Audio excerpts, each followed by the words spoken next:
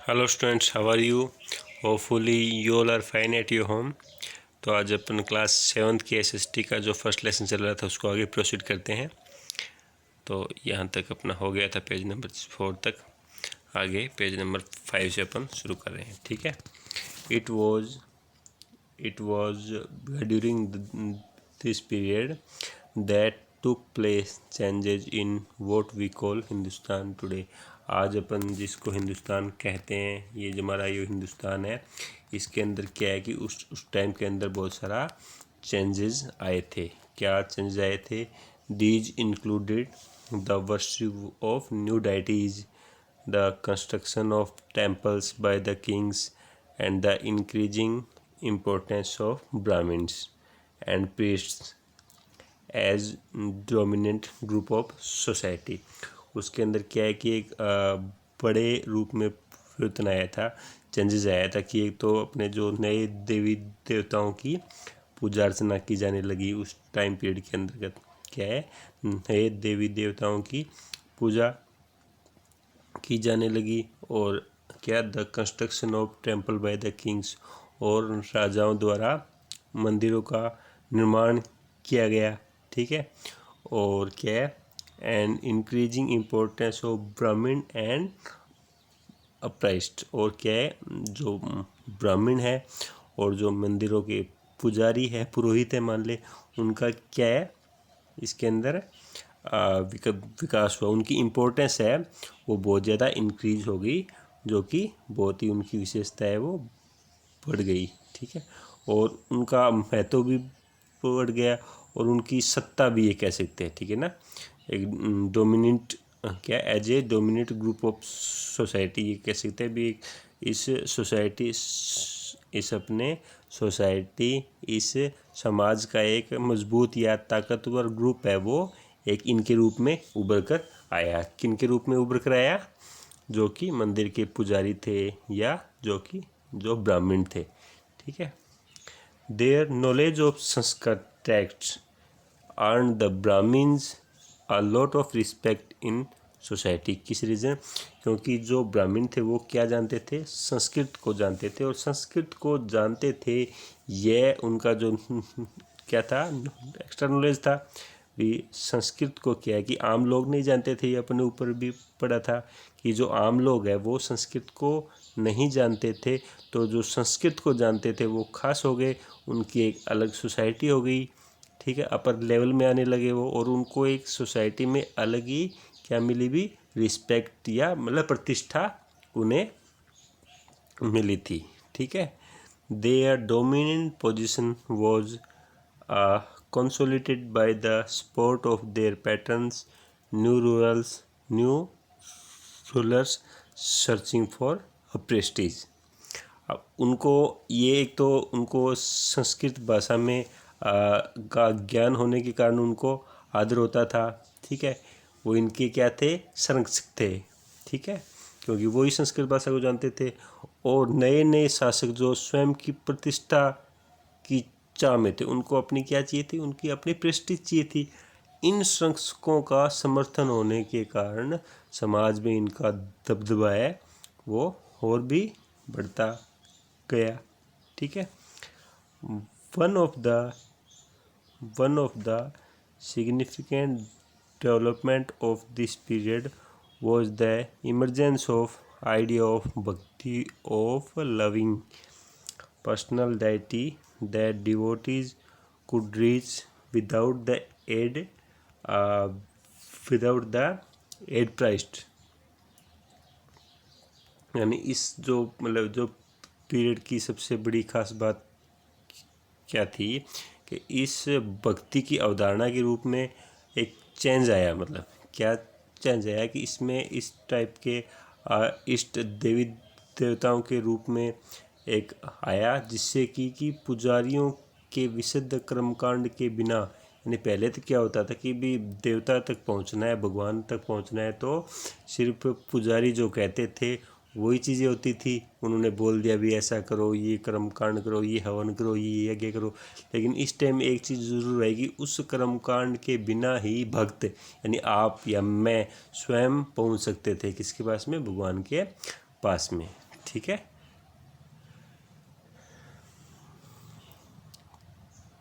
ये अपने हाँ यहाँ तक विदाउट एट द प्राइस्ट और एलिब्रेट ये हो गया अपना। हाँ, this was also the period when religions appeared in सब कॉन्टिनेंट। ये एक वो पीरियड भी था कि इसके अंतर्गत के हमारे सब कॉन्टिनेंट में बहुत सारे क्या है नए धर्मों का आगमन हुआ। यह युग वह था जिसके अंदर हमारे जो उपमहाद्वीप में था क्या कि बहुत अलग अलग क्या हुआ धर्मों का भी आगमन हुआ।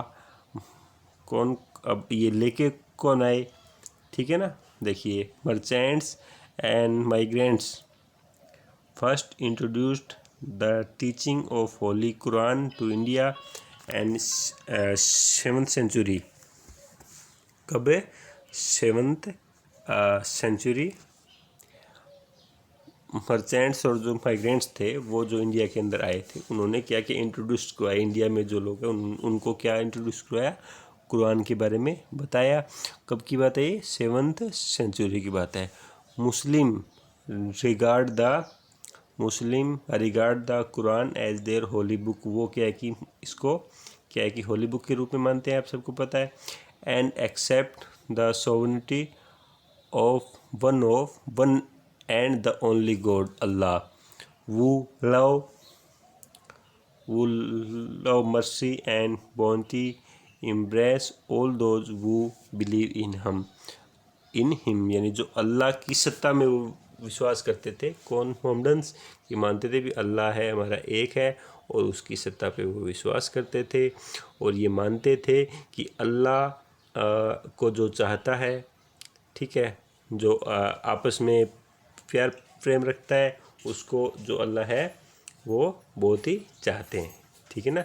ये ऐसी उस टाइम के जो भी वहाँ पे वो लेके आए थे उनको मना के भी जिनका मतलब करुणा प्रेम उदारता या अल्लाह में आस्था रखने वाले हर व्यक्ति को अल्लाह क्या करते हैं, गले लगाते हैं, ठीक है ना।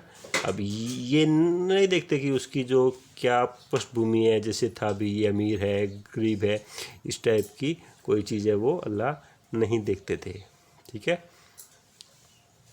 इररिस्पेक्टिव द ये हो गया अपना भी वो सोशल बैकग्राउंड को देखे बगैर ही क्या करते थे, जो उन पे बिलीव रखता है उनको गले लगाते थे, ठीक है।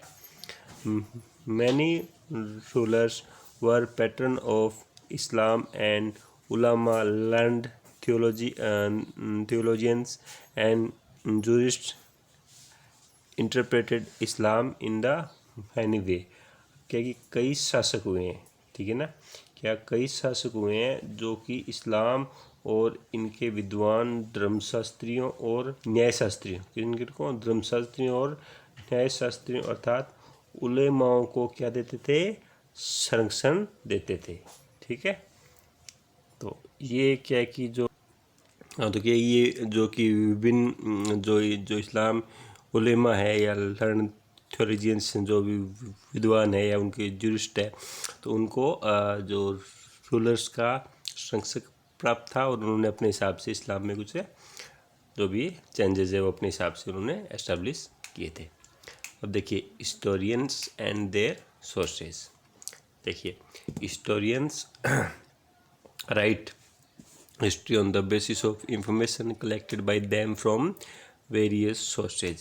ये क्या करते हैं, जो हिस्टोरियंस है इतिहासकार है, ये अलग अलग सोर्सेज से स्रोतों से जानकारी कलेक्ट करके भी इतिहास लिखते हैं, ठीक है। ये तो है नहीं कि अपने आप मन में कुछ आया उन्होंने कुछ लिख दिया, तो जो भी इंफॉर्मेशन कलेक्ट करते हैं फिर हिस्ट्री लिखते हैं। सच एज ओल्ड इंस्क्रिप्शंस, जैसे कि पुराने इंस्क्रिप्शन हो गए, लिटरेचर हो गई, कॉइन्स हो गई, उनसे क्या है कि उनको इतिहास के बारे में जानकारी मिलती है। They are many archaeological and literary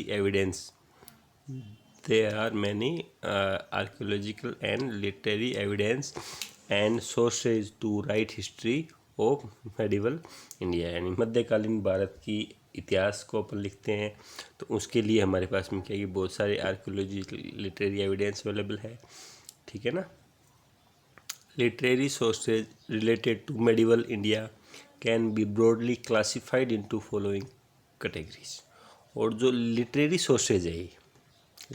sources है जो कि मेडिवल इंडिया से रिलेटेड है, और इनको अपन कितने पार्ट्स में डिवाइड कर सकते हैं, कैटेगराइज्ड कर सकते हैं। ठीक है, तो इनको अपन 2 पार्ट्स में कर सकते हैं। राइटिंग ऑफ द इंडियंस, यानी जो इंडियन जो राइटर है उन्होंने लिखा, and writing of foreigners who visited India in those days, या जो भी फॉरेनर है वो उन दिनों में इंडिया में आए थे और उन्होंने क्या लिखा वो चीज़ होगी। ठीक है ना। अब देखिए, for the study of history of the period between 700 and 715, यानी 1000 साल की बात होगी, historian still rely on coins, inscriptions, architectures and textual record for information. यानी हिस्ट्री की स्टडी से अपने को पता चलता है कि इस पीरियड के अंतर्गत हिस्टोरियन है अभी भी रिलाई ऑन, विश्वास करते थे किसके बारे में, हिस्ट्री को जानने का एक विश्वास जो पात्र मान सकते हैं अपन कि भी क्या साधन था, तो वो किस पे विश्वास करते थे। कॉइन्स हो गई, उस पर क्या है कि कॉइन्स का मतलब क्या हो गया, सिक्कों पे तत्कालीन राजा के बारे में जानकारी होती थी, या उनका पहनावा मान लो, या उनके देवी देवताओं, कुछ कॉइन्स पे नेचर मतलब प्रकृति के कुछ चित्र होते थे, उनके जो मतलब पशु बलि या जो भी वोटेवर उस टाइम से रिलेटेड चीज़ों के बारे में अब होते थे, तो उससे हमें जानकारी। इंस्क्रिप्शन हो गए, जो शिलालेख हो गए, ठीक है ना, आर्किटेक्चर एंड टेक्सुअल रिकॉर्ड जो भी लिखित हमें मिलता है, उससे हमें इस चीज़ के बारे में जानकारी मिलती है। I got it. हाँ, तो अपने आगे क्या है, लिटरेरी सोर्सेज इंडियन और इंडिजिनस। ठीक है, देखो, earlier days people mostly use palm leaves, sheep leather, wood blocks, stone tablets and bark of trees to write, यानी ये लिखने के लिए इन चीज़ों का सहारा लेते थे। ठीक है, पहले ये तो है नहीं अपने की तरह कॉपी और पेन होते थे, तो वो इन चीज़ों का सहारा लेकर क्या करते थे, लिखते थे, इन चीज़ों के ऊपर लिखते थे वो। ठीक है, जैसे अपने जो मतलब अपने पेड़ों की टहनियाँ, पेड़ों के छाल, लेदर, शीप लेदर, ठीक है ना, वुड ब्लॉक्स, अपने जो लकड़ी के या मतलब जो पत्थर के फिक्स किए हुए कुछ चौकोर, उनके ऊपर वो क्या करते थे, छेनी हथौड़ा से मतलब उस टाइप से लिखते थे। ठीक है, paper was gradually started to be used to write from 30th century onward, और जो पेपर है वो धीरे धीरे कब जाके यूज में आना शुरू हुआ, 30th सेंचुरी के बाद में। Manuscripts were collected by wealthy people, rulers, temples and monasteries, and were placed in libraries and archives. Archives क्या होता है, place where documents and manuscript were stored। ठीक है, तो ये जो मैन्युस्क्रिप्ट थी, असलिपि थी, या मतलब वो क्या है कि वो किसके लिए इकट्ठी की जाती थी, किसके लिए बनाई जाती थी, वो किसके लिए, वेल्दी पीपल यानी अमीर लोगों के लिए, राजाओं के लिए, मंदिर के लिए, मतलब मोनेस्ट्रीज जो होती थी, बौद्ध मठ मान लो। एंड ये चीज़ें फिर कहाँ रखी जाती थी बना के, ये लाइब्रेरी या आर्चीव्स, ठीक है ना, संग्रहालय मान सकते हैं अपन, अभिलेखागार मान सकते हैं, उसके अंदर ये चीज़ें वो स्टोर की जाती थी। इन contemporary times there was a fusion of writing of all kind, autobiographies such as Jahangir's Jahangirnama and Babar's Babarnama, and biographies such as that of Sher Shah, known as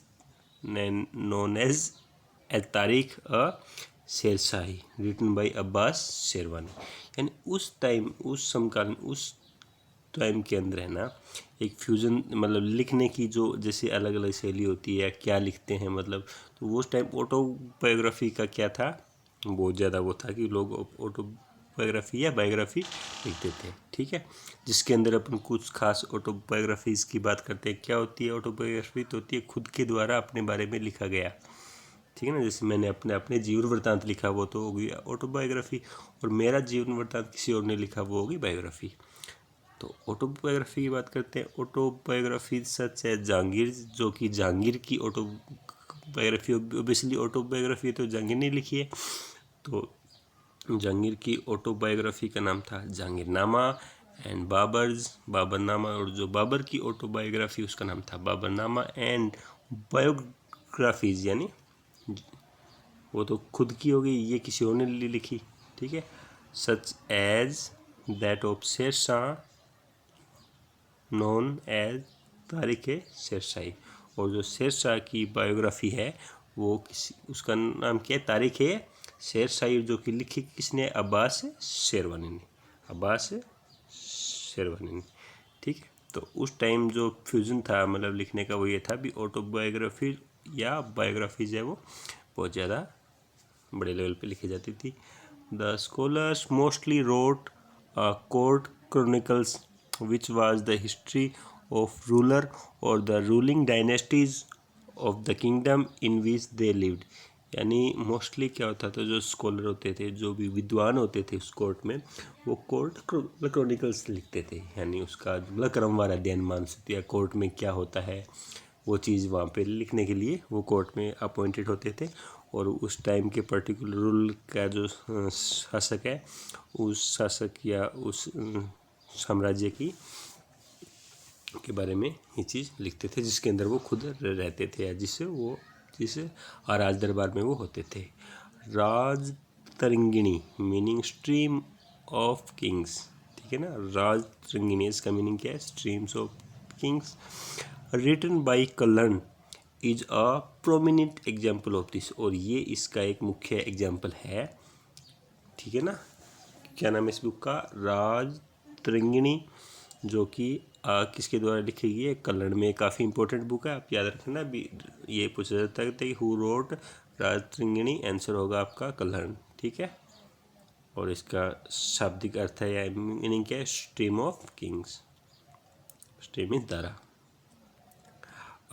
the achievements of Vikramaditya four, और जो Vikramaditya fourth है उसकी जो achievement है, the Chalukya king, the achievement of Vikramaditya four, the Chalukya king of Kalyani south India, जो कि चालुक्य राजा था कहाँ का, कल्याणी का, जो कि साउथ इंडिया में है। Have been mentioned in a book name Vikramadevachitra, ठीक है ना, विक्रमादेवचरिता ये बुक है। इसके अंदर विक्रमादित्य फोर्थ के बारे में लिखा गया है, जो कि चालुक्य किंग था, और जो कि कहाँ था, कल्याणी का शासक था, जो कि साउथ इंडिया में पड़ता है। तो ये छोटे छोटे क्वेश्चन यहाँ से अराइज हो सकते हैं, तो आप हर चीज़ ध्यान से देखिएगा, ठीक है। और जो लिखी किसने है, लिखी है विल्हनन, ठीक है ना। तो ये पूछ ले कि ये विक्रमादेवचरिता किसने लिखी है, तो मतलब विल्हन ने लिखी है। Many times people wrote about an event several countries after its occurrence, its occurrence यानी होने के बाद में। Many times people wrote about an event several centuries after its occurrence, यानी आज कोई इवेंट हुआ, आज कोई घटना हुई, और उस घटना को सैकड़ों सालों बाद लिखा जाए, ठीक है ना। तो ऐसा भी हुआ है। द पृथ्वीराज रासो, क्या, the Prithviraj Raso was composed by Chand Bardai, क्या, Chand Bardai, many years after the king's death, यानी किस किंग यानी पृथ्वीराज रासो की डेथ के बहुत सालों बाद में चंद्र बरदाई ने, ठीक है ना, लिखी। ओके, क्या पृथ्वीराज, क्या नाम है बुक का, पृथ्वीराज रासो, जो कि पृथ्वीराज के बारे में बताती है, ठीक है। यानी कहने मतलब उसके कालखंड में लिखी जानी जरूरी नहीं, कुछ चीज़ें ऐसी है जो कि उनके बाद में भी लिखी गई। A historian appointed by the rulers to record or chronicle the event of his rule was as a court historian। और अब क्या है कि खुद एक राजा अपने कोर्ट में क्या रखता था, एक हिस्टोरियन रखता था जो कि अपना रिकॉर्ड भी कब हुआ, कब उसने कौन सा युद्ध हुआ, ठीक है, उसमें उसने विजय हासिल की, कौन से सिक्के से चलाए, या जो भी अपने मतलब कालखंड के अपने पर्टिकुलर टाइम के बारे में चीज़ों को एक क्रोनोलिकल रिकॉर्ड मेंटेन करने के लिए historian was appointed by the king itself, ठीक है। और they are known as court historian. Abul Fazal, अब बात करते हैं, इनका एक एग्जाम्पल है। Abul Fazal was one of the most prominent court historian, ठीक है ना, जो कि ये कोर्ट हिस्टोरियन की अपन बात करते हैं तो वो एक मुख्य कोर्ट हिस्टोरियन में आता है। कौन भी? Abul Fazal. Who wrote Akbarnama and आईने अकबरी। हु कौन? अबुल फजल ने क्या लिखा था भी? अकबरनामा एंड आईने Akbari, the institutions of Akbar, ठीक है, जो कि अकबर के जो दरबार में इतिहासकार था, मुख्य जो कोर्ट हिस्टोरियन था, और उसने मुख्य अकबर के बारे में लिखी है। वो बुक्स का नेम अपन बात करते हैं तो कौन कौन सी है? अकबरनामा एंड आईने अकबरी। कौन सी भी? आईने अकबरी। ये आप ध्यान रखो, ये तो ये पूछ ले हु रोट आईने अकबरी तो आप बोलोगे Abul Fazal, who was the court historian of Akbar, ठीक है। News was compiled by various writer who were present in the imperial court। और न्यूज़ ये किसके द्वारा मतलब उनके बाद में पहुंचती थी कि कैसे मैटर सारा कलेक्ट किया जाता, तो उनकी जो इम्पीरियल कोर्ट होती थी, जो शाही कोर्ट होती थी, शाही राज दरबार होता था, उसके अंदर कुछ अलग राइटर होते थे जो कि न्यूज़ है वो कंपाइल करते थे। As and when the ruler travelled, कब और कहाँ रूलर ने यात्रा की, गया वो। The writer also use to travel along with him, तो साथ में क्या होता था, जो उनका अभी पर्सनल असिस्टेंट होता है, जैसे आजकल मान लो, ठीक है, होता है ना पीए, तो वैसे और होते थे उनके असिस्टेंट, लेकिन एक वो स्पेशल ये होता था, वो यही लिखता था कि कब राजा चला, कहाँ से कहाँ पे गया, कहाँ संधि की, कहाँ पे ठहरा, कहाँ पे, अपन नहीं पढ़ते कि भी मतलब अकबर है ये वहाँ से वहाँ। अब ये तो है नहीं आजकल की तरह यहाँ बैठा है तो यहाँ से यहाँ जाने में बस 1 घंटा बाई एरोप्लेन गया। पहले ऐसा कुछ नहीं था, मीन्स कम्युनिकेशन हाथी घोड़े रथ वगैरह ये थे, तो आने जाने में काफ़ी टाइम लग जाता था, यानी एक जगह से दूसरी जगह जाकर आने में 1 साल भर का टाइम भी लग जाता था। ये बीच बीच में कहीं ना कहीं रुकते भी थे, ठीक है ना। तो साथ में वो क्या होता था, राइटर वो पूरा लिखता था कि ये भी राजा है, कब कहाँ कैसे गया, कौन सी इसने यात्राएं की, क्या संधि की, ठीक है ना, ये सारी की सारी चीज़ें वो लिखता था। When the task of compilation was complete, the ruler used to release it with lot of pomp and show। जब ये काम सारा हो जाता था तो क्या है, ये काम होने के बाद में ये जो राजा इस बात को रिलीज़ करता था कि भी हाँ ऐसा हो गया, और किसके साथ में? With A pomp and with a lot of pomp and show, मतलब बहुत ही जोर खरोश के साथ में, ऐसे नहीं शाही मतलब पूरा नगाड़े बजा के, ये मान लो कोई राजा जीत गया, कोई मतलब उसने कोई किसी के साथ में मैत्री की, संधि की, ठीक है ना, तो उस बात को जब राजा ने रिलीज़ कर दिया, अनाउंस कर दिया मान लो, तो नगाड़ों के साथ में, ढोल नगाड़ों के साथ में इस चीज़ को वो अच्छे से वो उस बात को रिलीज़ किया जाता था। One example of this is Tarikh Firoz Shahi which was written by Ziauddin बर्नी।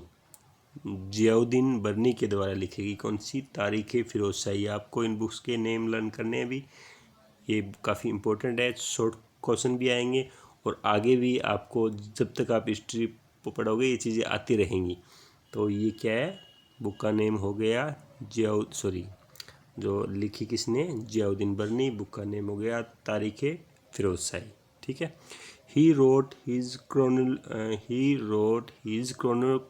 निकल फर्स्ट इन 1356 उसने, and another version 2 year later. उसने क्या किया, एक वर्जन में लिखा उसके बारे में कब, इस टाइम, और दूसरा जो इसका वर्जन आया था वो कितने ईयर बाद आया था, 2 ईयर बाद में। ठीक है, तो इतना आज अपने पढ़ा, वो आपको 2-3 बार खुद को पढ़ के देखना है। आपकी बुक आपके पास में है तो आपको जब भी मिले टाइम, पीछे हो गया वो भी पढ़ लो और आगे वाला भी पढ़ लो, ठीक है ना। ख़ास तौर से मैंने आपको बताया है लेसन के एंड में जो भी इम्पोर्टेंट टर्म्स जो दी हुई है, कौन कौन से वर्ड इसमें यूज़ कर रहे हैं अपन, वो टर्म्स आप अच्छे से लर्न कर लो, ठीक है। तो ये लेसन अपना 1-2 दिन और लगेंगे इसमें। तो जितना भी हो गया, मतलब ये नहीं कि सर क्वेश्चन होने के बाद में ही क्वेश्चन आंसर होंगे, नो, एवरी लाइन के अंदर आपके क्वेश्चन है, एवरी पैराग्राफ के अंदर बहुत सारे क्वेश्चन आ रहे हैं। अभी 1-2-3-4 पेज अपने पढ़े हैं, इसके अंदर ये मानो कि 50 क्वेश्चन मतलब आते हैं। तो ये तो है नहीं कि वो अपने 5th-6 क्लास 1st-2nd में होता था, अभी इतना पीछे 4-5 क्वेश्चन है उनमें से आएगा। जैसे जैसे आपका लेवल बढ़ेगा तो पीछे वाले क्वेश्चन की कोई वो इंपॉर्टेंस नहीं होगी। जो बुक है, ये जो टेक्स्ट है, इसके अंदर से क्वेश्चन आएंगे। तो कितने क्वेश्चन अराइज होते हैं ये आपको फाइंड आउट करने हैं, आपको आने चाहिए। आपकी लाइन पूरा लेसन को आप 5 बार पढ़ लो, अपने आप आंसर दे पाओगे, ठीक है। Okay, thank you, have a nice day.